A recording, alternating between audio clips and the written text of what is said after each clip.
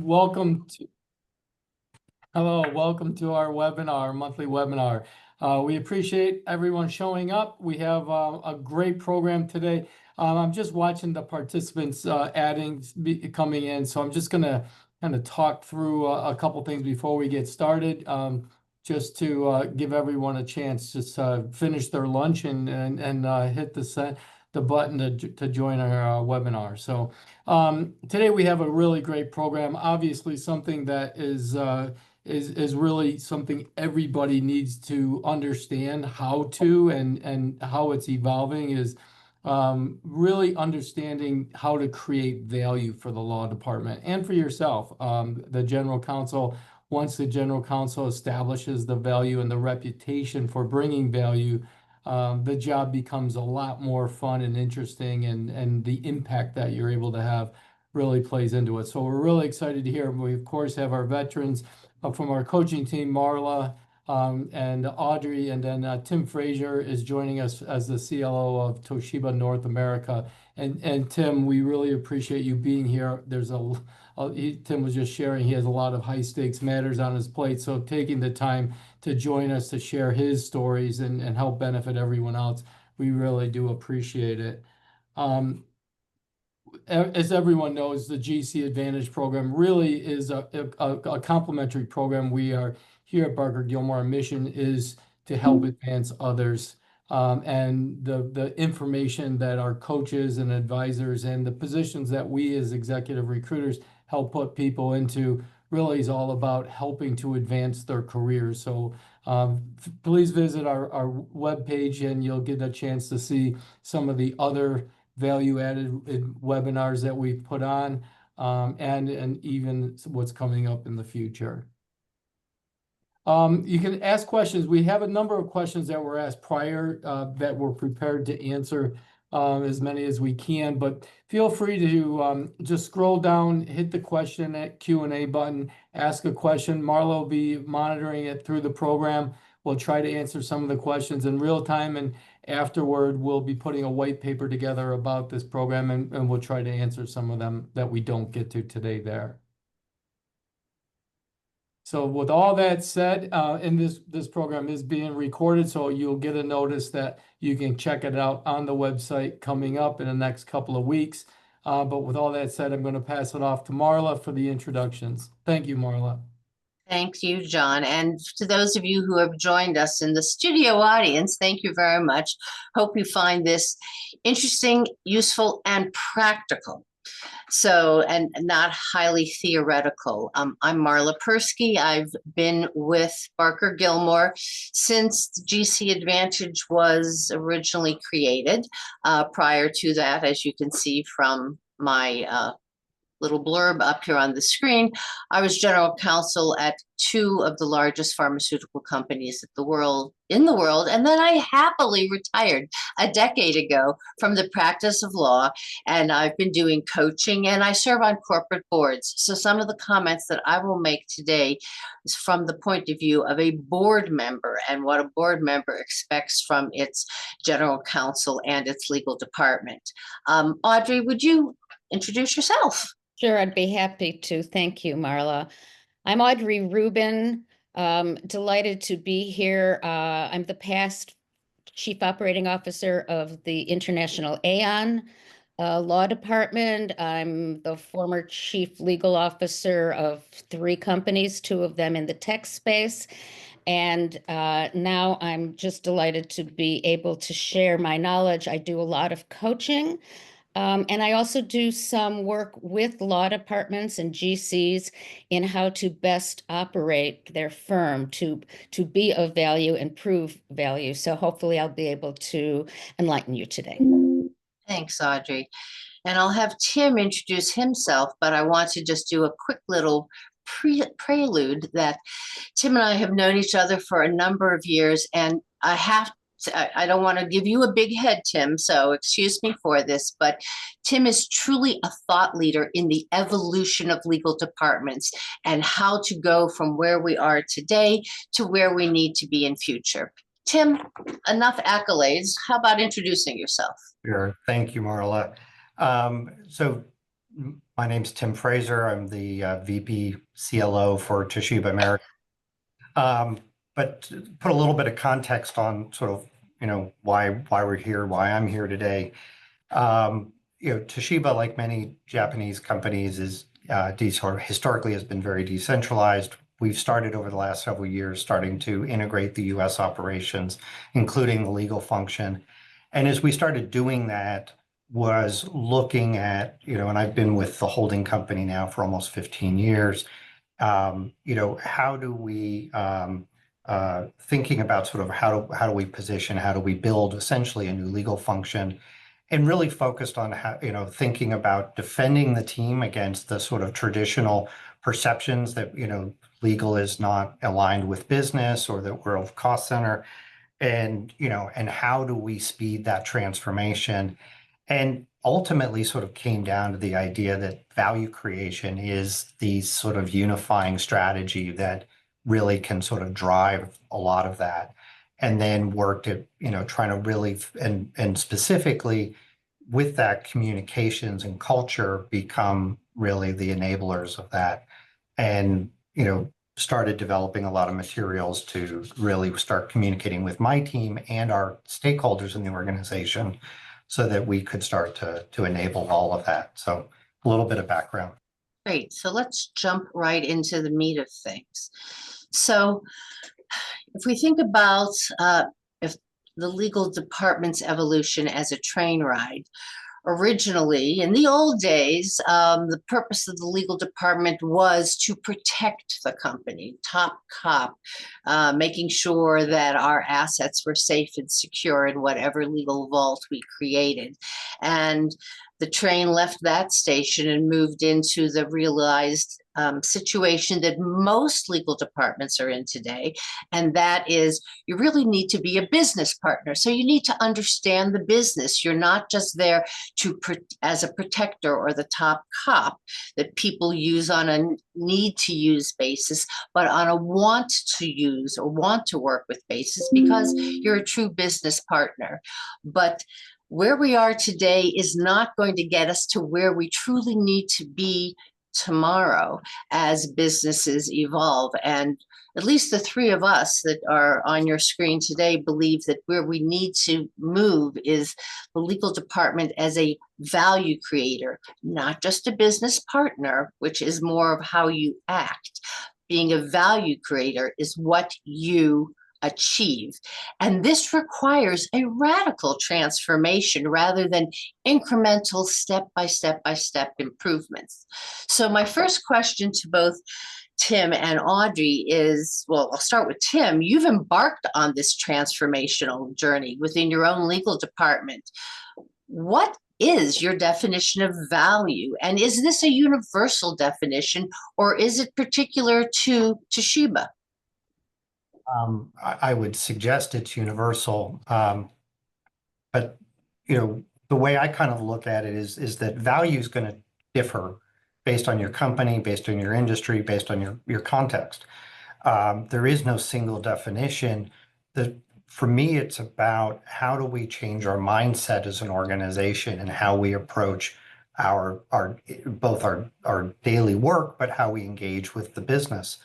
And in sort of trying to get out of the sort of, the risk first approach, which tends to sort of set up at sort of an oppositional dynamic with the business, is to start getting ourselves to a point where we start thinking about things, what creates value from the perspective of the CEO or the board. And that starts to bring in sort of, different, considerations. You start to think about, well, what are the goals and objectives of the company? What are both the risks and opportunities? What are the short-term and long-term considerations? And basically having that type of perspective allows us to be able to identify and find paths forward with the business, and to be seen as someone who is really truly focused on trying to move the business forward, as opposed to just trying to do excellent legal work or be the guardians of the enterprise. So Audrey, do you number one, do you agree with Tim's view on value, and what do you believe are the elements from a legal department perspective? Yes, I do agree. And I have to say, whether you're a small department, you're a single lawyer in the department, whether you're a large law department, I think the biggest value that we are going to be asked to provide and are starting to provide now is how to not only hit the goals of the business, financial, sales, all the other goals, but also how to get the law department to be the department of yes and proactivity, rather than just receiving requests and saying no or that's too risky. I think our role is to say yes, and here's how we want to do it. And by the way, let's measure how successful our law department is and how helpful our law department is. I'm pretty big on metrics and measurements, as we'll find out as we go along. So it's using the tools of the business, some of them AI, some of them other technology, partnering with them on those tools, and then proactively providing strategic counsel. I guess I've been away from the practice of law long enough that I've moved over to the green eye shade side of things. And when I think about legal department as a value creator, it really comes down to dollars and cents. And so one of the things that we will be talking about as we go through today's webinar is going to Audrey's measurement and metrics. What are the right measures? What does it mean to really drive the value? And for me, because I spend a lot of time as a director, value as shareholder value, enterprise value. And that's where I think the real change in mindset has to come in legal departments. So, Tim, do you agree that to add value, one first needs to, if you're a general counsel listening to this today, the first step is to assess the current state of play in your legal department. So if you're going to go someplace, you sort of need where you're starting. Let's go to the next slide and take us there, Tim. Sure. And yeah, I'm a big proponent that effective strategy is focused less on where you want to go and more about understanding where you are. And a lot of, sort of traditional or more common sort of thinking about sort of how do we create more value is sort of along the lines of how do we do more with less, right? And then there's been a lot of, talk about, well, how do we get, how do we reposition? How do we get the business to want to engage with us? All of this comes down, in my view, is to really sort of how do we change the perceptions? And we've got to really, focus on sort of changing how we engage and how we're perceived. Because when we think about just sort of a need, how do we do more with less? It is really, I think, sort of a transactional approach to trying to be able to, or tactical approach to solving the problem. And we're not getting to sort of changing the dynamic in which we're operating. So if I'm following you, once the root causes that stand in the way of value creation are understood, the real work can begin to undertake the needed change. And I guess what I'm saying is that for me, what I sort of come to the conclusion is it's ultimately about changing the perception of legal and being, how do we change it so that we are seen as being business people, business leaders first, not lawyers first. So if we can go to the next slide, one of my questions to you, Tim, will be, the perception, whose perception? Is it the client's perception? Is it other third-party audiences, or is it the department's perception itself? Because I think the first step in this transformation that we're talking about is ensuring that the legal department is aligned not only with the business goals, but with the business values, and the understanding of what's acceptable risk and operationally focused resources where value can be best derived. And that's largely an internal understanding and perception of where the legal department should plug itself in to the overall network of a company.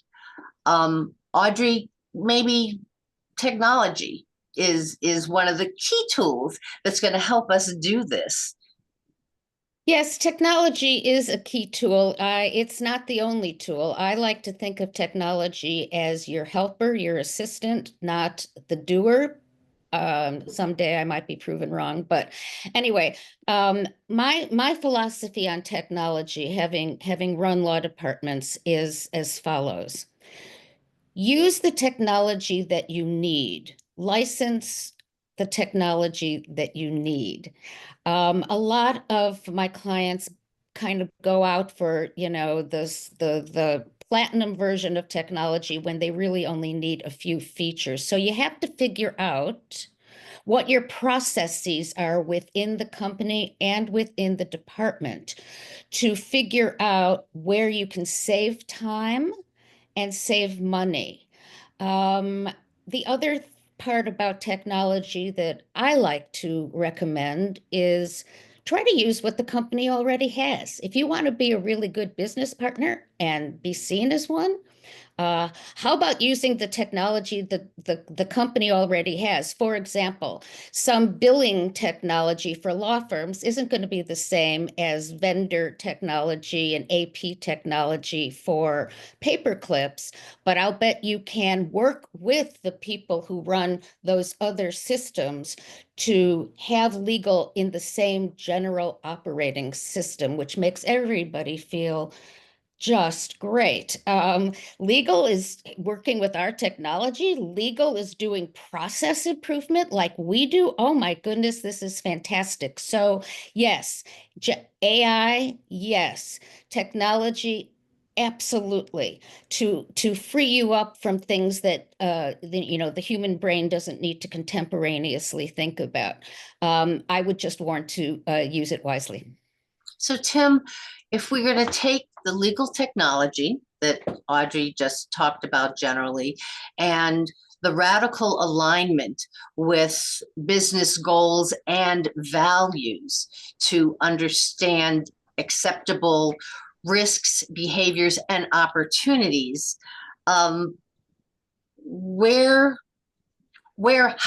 how do you embark on this? Take us through the first step. How do you bring the rest of the legal department along with you on this journey to shift their mindset from gatekeepers to value creators? Let's go to the next slide. So, I'm going to start this in sort of two parts, one of which is about, because this is ultimately about building culture within your team. You want your team to basically, as you said, Marla, to see them as that they have a role in value creation and they understand what that role is. And we started it when we started down this journey about 3 years ago. I sat down as we were consolidating the teams, sat down with the expanded team, and I asked the question, what's the purpose of legal? And the answer was to eliminate risk. And that is problematic, as I'm sure many of the folks on this webinar know. And we then started a conversation over where I was sort of facilitating a discussion or debate, maybe is the way to put it, over probably about 6 hours, quite frankly, in sort of over 4 meetings, just at getting the team to start to explore and think and debate what is it that we do and why are we doing it. And we ultimately sort of got the group to come to understand and agree that our role is to provide leadership and advice that drive growth and profitability consistent with company values. And that basically sort of created a basis for us to be able to start to build on, and something that I reinforce daily with the team. As we then start to sort of put meat on those bones, right? You got to start to think about where are we going to go, and you want the folks not only inside legal but outside legal to understand where we're going, why we're doing what we're doing, and to have sort of basically a stake in the outcome. And you sort of have to think about it both in terms of internal and external stakeholders. Our internal stakeholders, a lot of them are basically, they're on the treadmill. They're trying to figure out, how do we get caught up? How does legal basically get caught up and meet all the needs of the business? We just run faster and faster. Well, that's really all that does is a recipe for burnout. So we need to figure out how to solve that. Most of us got into this, went in-house because we want to be that business partner. But that means we got to have time to do it. We got to be able to change how we're perceived and how we approach the business. And the business, quite frankly, we want them to start to see that as that opportunity. And so they need to see that. And then, then we get to sort of the value creation. How do we get beyond cost center and become an ROI? And this is about getting the company to start seeing the value of the money that they're investing in legal and wanting to have us at the table at the very beginning, not at the end when they're trying to basically jam it through.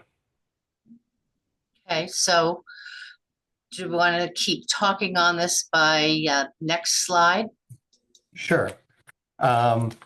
So where we sort of this whole sort of trying to build culture, and I've gone through a couple of iterations, but I sort of shared with a moment ago what our mission is, and then I sort of eventually kind of got to what's our purpose. Our purpose is maximizing value creation, business value creation specifically. And what I basically have trying to get my team to do is on a daily basis, as they are approaching problems, asking what creates the most business value. This to me is the sort of unifying strategy that basically helps us get to the right answer. It's been said that political campaigns are a fight about the question, not the answer. And to me, the question is everything. If we are basically asking this question over and over again, it doesn't matter whether we're talking about configuring your CLM or dealing with basically a strategic transaction. If we have this in mind, we get to the right answers. Audrey, I know you have thoughts on this as well. Well, yeah, I agree with everything that has been said. And I also want to emphasize a couple of kind of words on this slide. Understanding the business and the business clients is really important. Things like, having coffee with the head of HR, maybe somebody below the head of HR. Definitely get to know your financial people because they will help you understand where you can save the company money, what they're seeing over and over that a light bulb might be able to go off in your head. And the financial stewardship. We're not just cost centers anymore, I hope. I hope we're managing to budgets, we're saving money to budget. We're helping with other departments' budgets, possibly.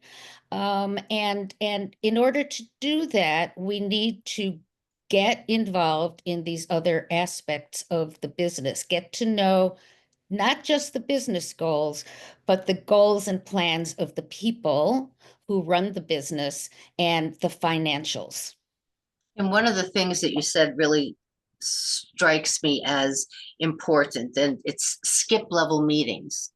So if you're the general counsel, presumably you spend a lot of time with everybody else in the C-suite, but really to understand the needs of the business and where legal can plug in to add value, doesn't mean you as the general counsel, but your department, is through skip level meetings. Go one level down from your C-suite colleagues, because they're the ones, just like the people who are reporting to you if you are in a legal department with more than one person. I mean, there are other people who are doing the work.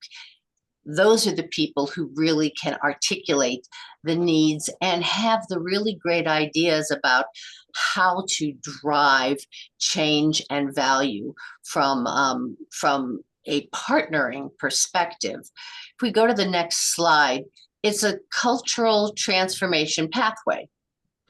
Audrey, maybe you want to talk us through this a little bit, and Tim, I know will add in, since he's taking his group through this. Sure.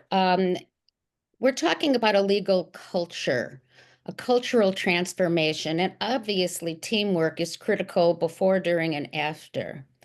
But we also want to talk about enabling risk, not avoiding risk. I mean, I have some very funny stories about it when I was GC, and the CEO or marketing would want to do something, and I would think it was the stupidest thing I ever heard of, and why are we spending this money, and it's risky, and da da da da da da da da. At the end of the day, if they want to do it, they're the business people. I'm not. I have to help them figure out a way to do it with the least amount of risk, but yet go ahead and do it. And that is a real mind shift for many, many lawyers. The other thing that I know everybody's taught in law school is how to have that perfect decision, the perfect, case law. Everything has to line up perfectly. No, that's only for law review articles and law school.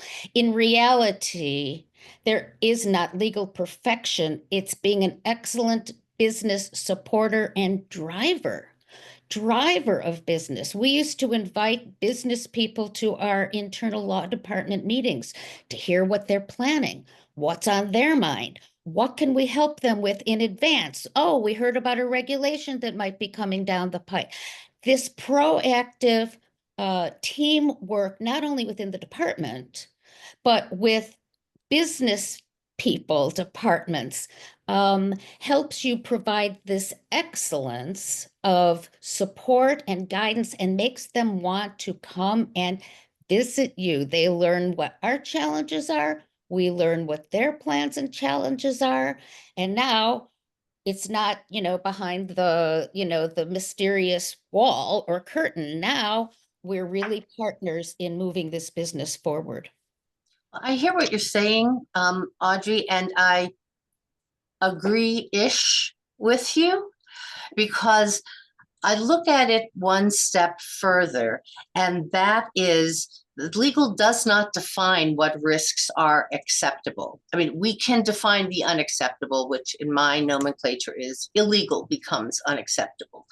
But rather, legal should help the business identify what risks to take, because we are business people and business is a risk, and we want to help the business identify smart, intelligent business risks.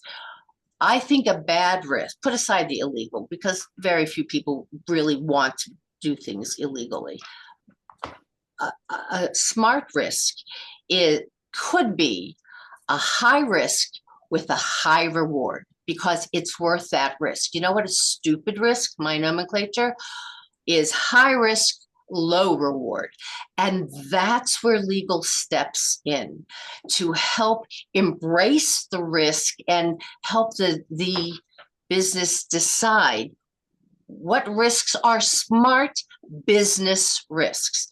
Do you agree with the way I'm thinking about this, Tim? And maybe the next slide will help us talk about that. Absolutely. And I'll sort of tell a little story, which is, there was a point in time sort of back when we were starting this process of consolidation where we were having some difficulty getting, certain types of contracts, being able to successfully negotiate them.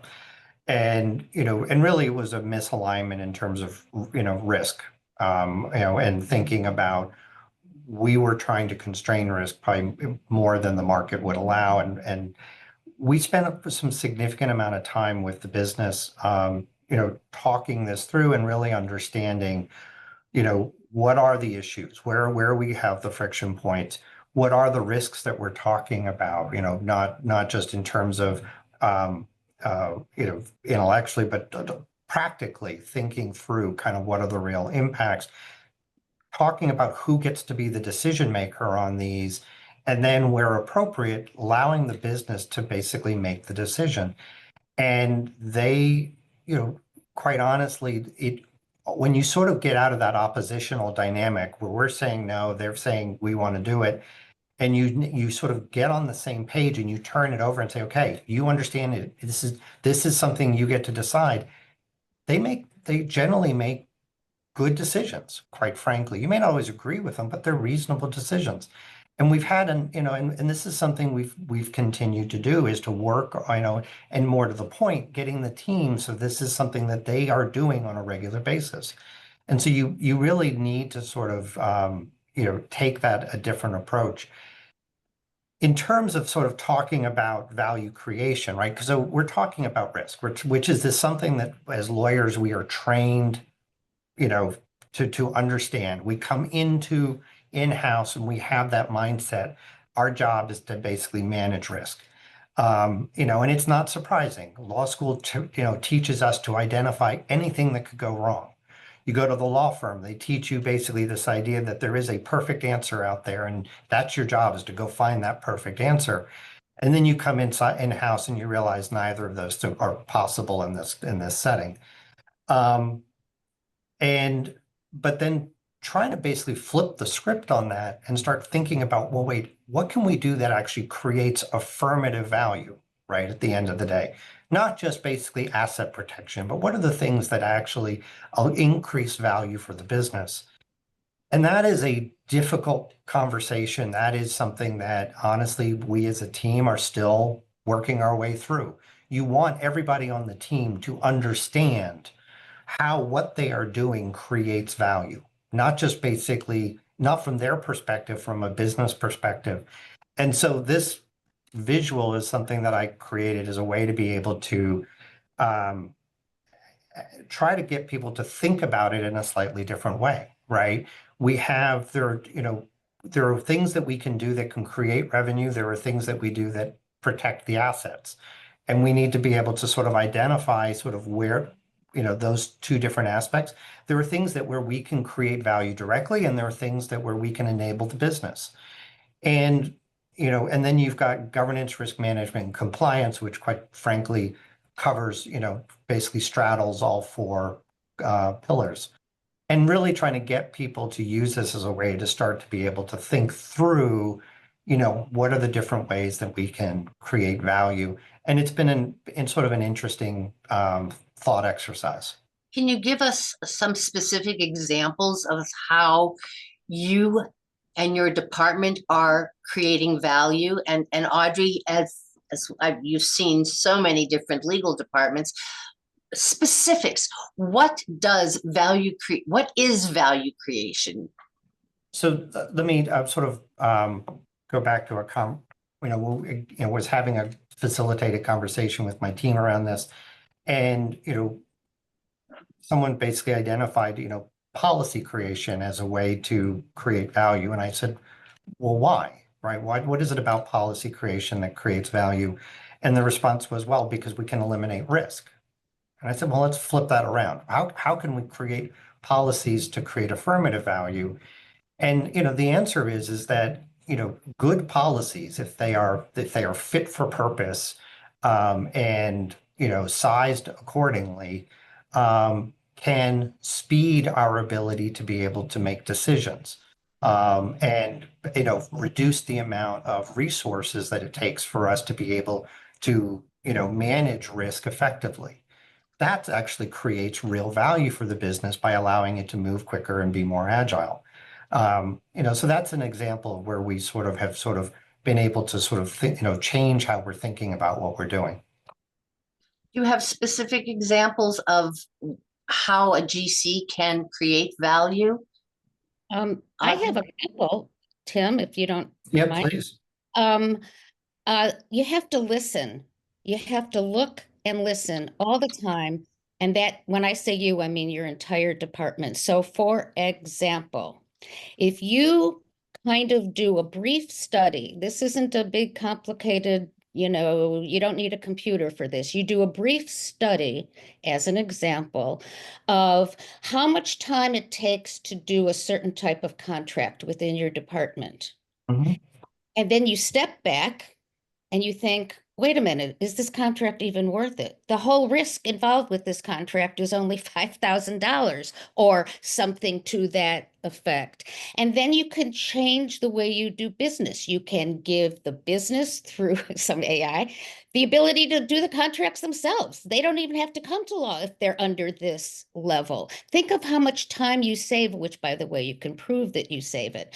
How about training for within the company? I love this one because when you do training for the company, you are helping the company do its business with more limited risk, because if somebody sues you, well, at least you had the training. So again, you're enabling the business people and the lawyers to be more productive and more creative when you step back and you take a look at what's taking time, what's costing money, what does the business want to do next year? What have you heard about, compliance laws or regulations? So you got to step back from the day-to-day, head to the grindstone and start thinking in how can I create more value, whether it be time, money, successful marketing, whatever it be. So I have a And- couple of specific examples of how a GC can add value. And part of this has to do with the circles in which we operate, right? So when a GC goes to a GC conference, it's not necessarily people in your industry, but you hear about what's going on in other industries. And sometimes it's there, but for the grace of God, go we. But sometimes it's, oh, wow, they're doing that in this industry, or they see some, a attenuated industry has something coming down the pike. I can bring that knowledge back to my business team and say, I know you guys are hanging out with the whole, for me, because I was in the pharma industry. Okay, my business people knew everybody in pharma far more than I did. I knew people outside of pharma. So I could say, in the chemicals industry, they're starting to do XYZ. How would that appear here? So you can bring, because we operate in different circles and we hear about things in other industries and at other companies, we can help our business stop belly button gazing and looking out and seeing what could be coming down the pike, either as an opportunity or as a risk. That's one specific value add that the general counsel can bring to the organization. Or, it's being a member of society, reading something and getting an idea. I can't take credit for this, but when I was a baby lawyer and I was working at Baxter, one of the higher up lawyers in the department came up with an idea for a company that we might want to acquire. And they knew about it because they were listening to and reading stuff about other companies out there. And the business people, the business development people didn't think about this, but this lawyer thought about it. It's being a business person in the business world. That's a mindset of how you add value. Marla, you're reminding me, one of the countries, the law departments in one of our countries was working on something, but because we reached out and had law department meetings, not just within your country, but international or regional, another lawyer said, oh, you're doing that? Oh, that's interesting. I think maybe my team, my business in this country would like to do that.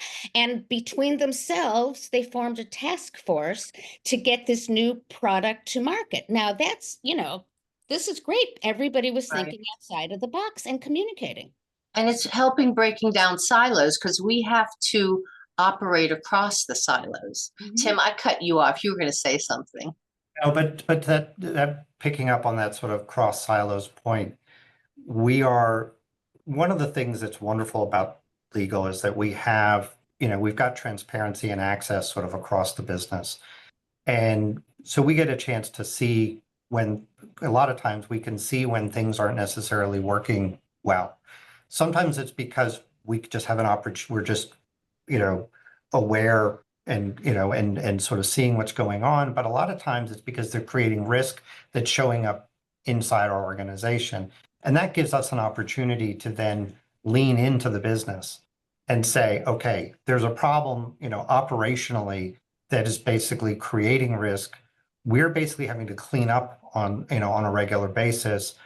Let us work with you to solve the upstream source of the problem so that we basically spend less time fixing the risk as it comes out. They basically, business, will oftentimes save money, they'll save resources. And this is a way where we can, really be a real partner with them in terms of creating value that is also beneficial to us. We're also starting to think to do this on the contracting side, not just in terms of looking sort of how do we reduce our, how much time we spend on contracts, but starting to look at the entire contracting process from tip to tail, including parts that we don't control, and say, okay, how do we basically accelerate that? And that, this is about leaning in with the business and saying, okay, here are things that, we can do together to basically allow us to execute contracts, faster. Because we started talking about risk again, a question has come in, which I think is a great one that I'd like to throw out to the two of you. In your experience, does legal have the power to say no, that the risk is too great or too close to the line of unethical? Well, first of all, it depends, because I'm a lawyer, I have to say that, on your company and your company's policies and the board. At some point, at the end of the day, legal may not have be the ultimate decision maker. And after you have advised the board and or the C-suite and or the department, and you've gotten outside counsel to see if you're exaggerating or not, at some point, a company may go ahead and do something anyway, because we're not running the business. We don't have that power most of the time. And I agree with everything you said, Audrey. I would also say that there are a lot of times where we have the ability, right, because the way that our internal policies are, to be able to stop a contract or stop something.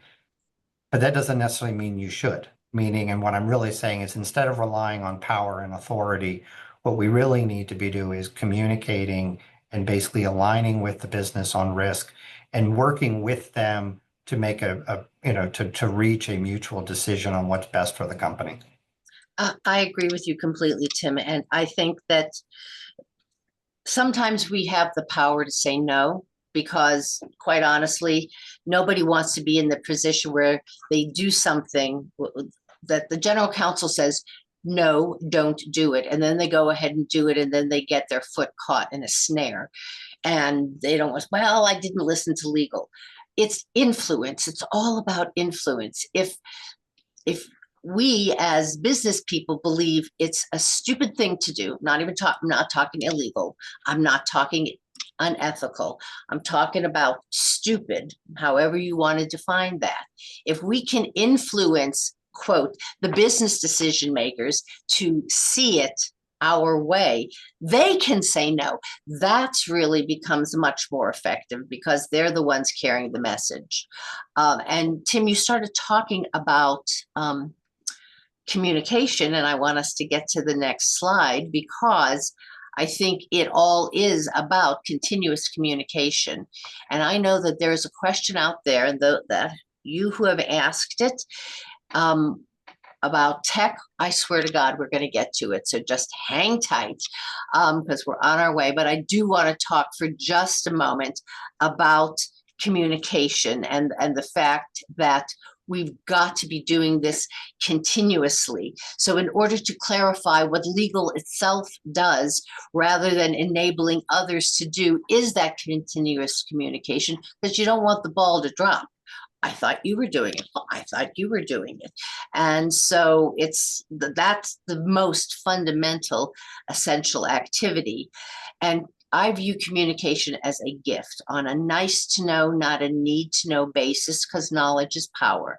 And if you can share knowledge and information on a nice to know, you never know when somebody will take that knowledge and have it influence them, which it never could if they didn't know about it. How do we do that?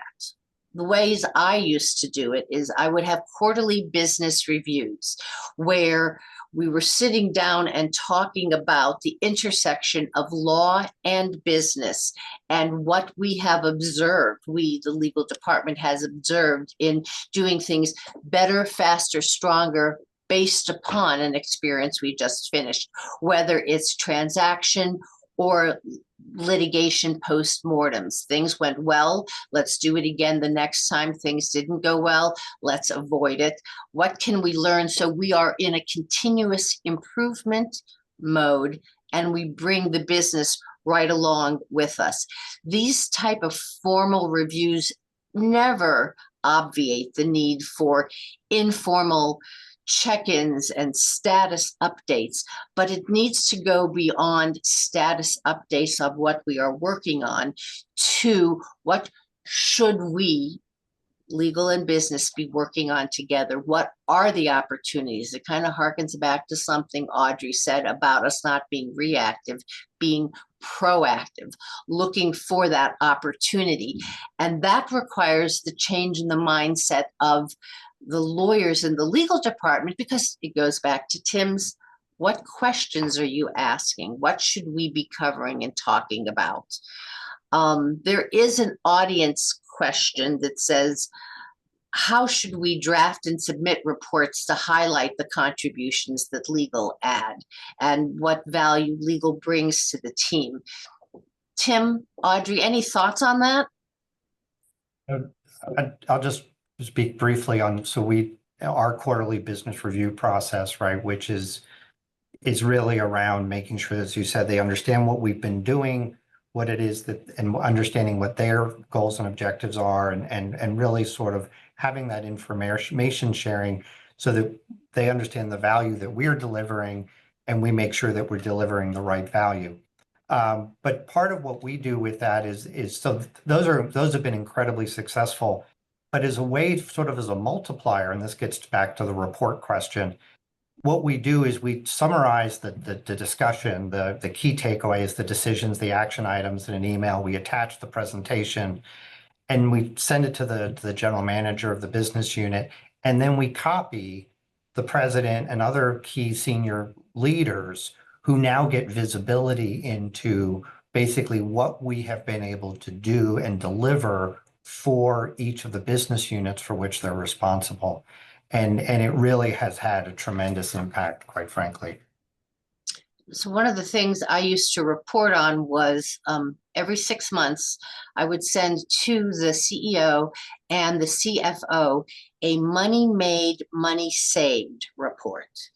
And this meant money that would not have been made but for the legal department, or money that would not, or assets would not have been saved but for the legal department.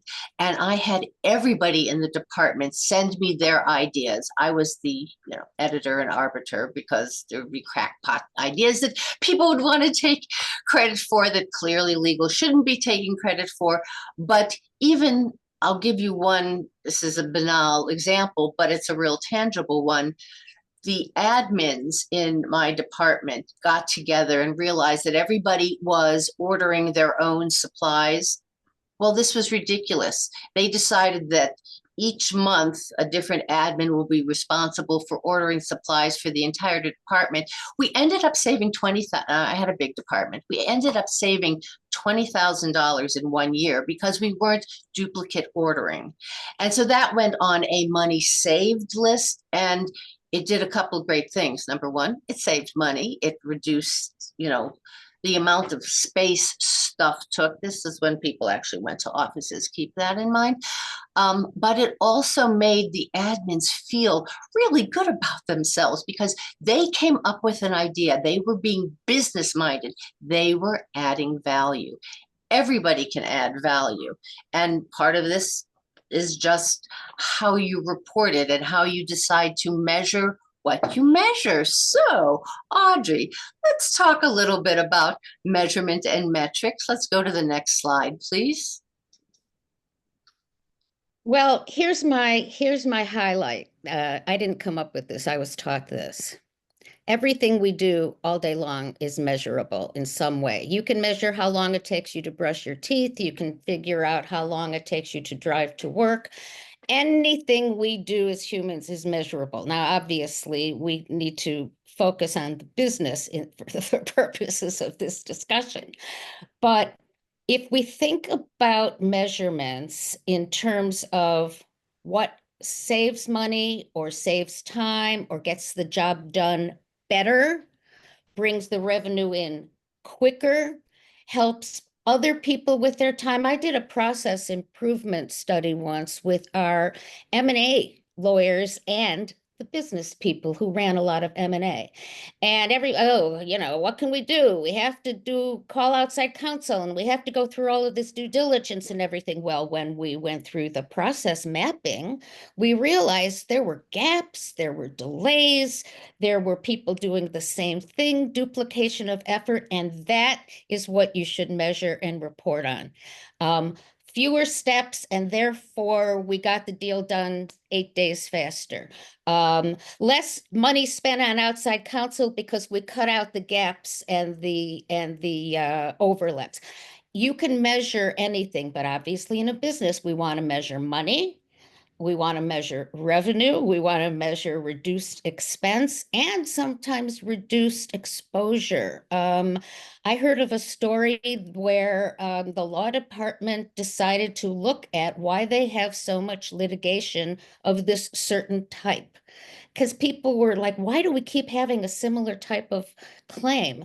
And when they analyzed it in the law department, they realized there had not been enough review and investigation of a particular business practice that was causing this litigation. Well, if you can go down from 100 claims a year to 20 claims a year, I think the board and the CEO want to see it by having done training or investigations or whatever you did. So you can measure almost anything, but what you really want to report on is money saved, money earned, number of steps and handoffs, which lead to error. We all know handoffs lead to error. How quickly something got to market, things that the business cares about, and they're all measurable. I think we all agree that the highest and best use of legal department resources is on the truly strategic work that drives value creation. But the less sexy stuff still needs to get done in order to avoid suffering the loss of value. How do you balance this value creation with core legal compliance responsibilities? How should we address this? Audrey, you want to talk us through that? Next slide, please. Creating risk, I'm sorry. Creating value is exactly the same thing as reducing economic loss, okay, or reputational loss. And what I encourage you to do is have your lawyers regularly report to you or, record somewhere where you can see it, what it is that they've actually been working on and achieving. They may not think it's important that from now on, the vice president doesn't have to sign something, but it could be really important when you realize the vice president's out 2 days a week, and therefore the contract got done faster. So again, for the value creation, it takes a step back and listening. You really have to listen to the people in your department, like the admins. You have to listen to the people who are giving you work and questions, and how long does it take to answer? How frustrated are they? You can automate, you can do a lot of things, but to create value is also to reduce bad outcomes. And yes, they love to see how much money you've saved on outside counsel. Yes, they love to see how faster a contract came in. They love to see how you've had less turnover in your staff, because you can do that number times, the going rate for hiring a new person and the time it takes to onboard them. You can measure all of these achievements, and they will be very, very powerful. So it's not just, let's go to the next slide. I think it's not just about what legal does do, it's what legal doesn't do too. And this is just a quick visual on, we should be in the upper right-hand quadrant most of the time, but not always. And one of the low value stuff, the low risk stuff, that's the bottom quadrant, still needs to get done. Technology is one way of doing it. So at long last, Audrey, would you talk with us a little bit about how you use technology? And Tim, I know you have some very specific examples and recommendations of who you have used to help. How do you use technology to enhance legal department performance? Let's go to the next slide. We only have a couple minutes, so. We know, so we're let's get through that, because I've been promising it. Yes. All right. Well, it's everything from routing contracts to the right person through AI, which makes contracts much faster, to using playbooks and letting a much lower expensed person do the contract, because you have a playbook and sometimes AI that says they can negotiate, the forum, or they can negotiate this or that. We've given them that authority. We don't need to worry about it. So you can pretty much figure out a way to use technology. Like I said, use it with the technology department, use it with the finance department, maybe your own little tweaks, but help everybody else save time and money too. And the technology, whether it be templates, whether it be AI, a lot of it can do it for you. Any specific tools, AI tools or other technology tools specific? And I know we're not endorsing anybody. We're just talking about experience. Yes, Tim, well, any that you can share with us? So our experience, two things. One, we have recently started using Lexis AI, and I know there are other AI research tools out there, but that has really been, we're getting a tremendous amount of value out of that. It allows you to be able to do research much quicker. We reduce the amount of time that the number of times we call outside counsel. And it's really it's both improved our performance in terms of we're giving better responses to the business quicker. We're reducing outside counsel spend. The second one is really, look, most legal departments, the vast majority of your time is going to be spent on contracts and investing in CLMs, specifically CLMs, which have AI, both from a redlining perspective and a data extraction perspective, can create tremendous amounts of value for the organization. And honestly, it is the biggest opportunity, but it's difficult, and you have to be really persistent to get it, to really realize that value. Implementing technology is not easy, and it's that sort of, it really requires determination, quite right, frankly, to get to where you want to be. Audrey, do you have any technologies that you've worked with to track approvals and workflows? Yeah, yeah. You can have technology that tracks where the contract is. You can share it on the portal with the right business people. You can share it with your outside counsel. So everybody can see real time, where is this contract or where is this subpoena? You can, as I said, you can do policies that route the contract through AI to the right lawyer instead of going to me and then to you and you should handle it. The AI knows where to send it. We've used legal hold technology, can be very beneficial because getting everybody to comply with a legal hold is time consuming. You can get AI that will help you take minutes of board meetings and send out the, response. Which is extremely controversial, by the way, but Okay, well, but so okay, anyway, it's you can. extremely controversial. You can also do AI well, you can do AI for almost anything and technology for almost anything. Conflicts, obviously. Keeping track of the corporate infrastructure. I mean, we had at one of my companies probably 80 subsidiaries. Well, what we did was we measured just the cost of keeping each affiliate in each country. It was ridiculous. Well, we might not have known that had we not started putting everything together in a technology system where it showed us you have 80 subsidiaries, that kind of thing. And then we could cut down on them. And then the system would let us, you know, show us where we were in the process of re-upping or not re-upping. Obviously, deposition summaries rather than going through the whole deposition again. All of these are so valuable. So we've I'm gonna come have to to, the end of Marla, our time, but I'm gonna have to- one thing, John, one thing quick. One of the questions was, we've been focusing on legal departments. Does this also apply to compliance departments? Yes, it does. This mindset can apply to any department.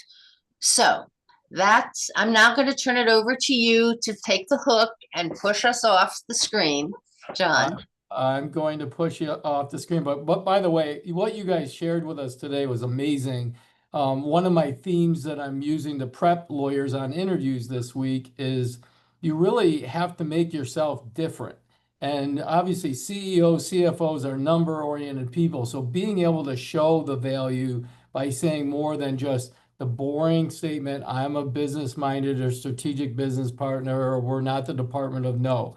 CEOs hear that all the time. If you want to make yourself different, understand, measure the value that you're bringing and be able to share numbers. People want to hear numbers. What is that value? The one comment I have too for you coaches, advisors on our team, I was looking over the satisfaction surveys. One of the top remarks people made was that you help them identify and demonstrate the value that not just you're bringing, but how you increase the value and the reputation of the entire law department with the business. So if anyone out there is looking to help up their game or increase the value, not just for themselves, but for the others in their organization, having someone who sat in the seat can really bounce some great ideas off you, help you quickly show the value that you're really bringing. And as I mentioned at the beginning of the program, it's a lot more fun when you have the reputation for being a value provider than being a cost center. So all that said, we're happy to help anyone out. If you're looking for an opportunity, you're looking to make a strategic hire, or you're looking to really up your game with a coach, please reach out to us, and we're looking forward to our next webinar coming up shortly. So thank you very much, and thank you, Tim. Thank you all. Good luck with everything that you have going on in your world. Thank you, John. Thanks Take for care. joining us, Tim, Audrey. Thank you so much. Pleasure.